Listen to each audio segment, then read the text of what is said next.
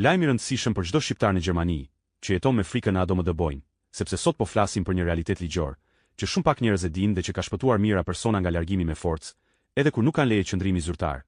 Dhe nëse po e shikon këtë video, rini deri në fund sepse do ju tregoj sakt ku mund ta gjeni këtë dokument dhe si përdoret në mënyrë korrekte. Në Gjermani, dëbimi nuk ndodh automatikisht vetëm sepse nuk ka ofental.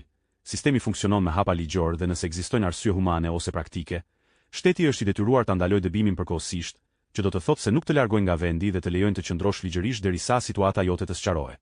Kjo ndodh shumë shpesh në raste konkrete, sikur ke fëmijë që ndjekin shkollën këtu, kur je i sëmur ose në trajtim mjekësor, kur je duke punuar ose ke kontratë në proces, ku mungojnë dokumentet për kthim ose kur kthimi nuk është i mundur menjëherë për arsye administrative. Dhe pikërisht në këto raste ekziston një dokument zyrtar që e pezullon dëbimin dhe të mbron ligjërisht. Shumë shqiptarë bëjnë gabimin më të madh duke menduar se nëse nuk kanë leje qëndrimi janë të humbur.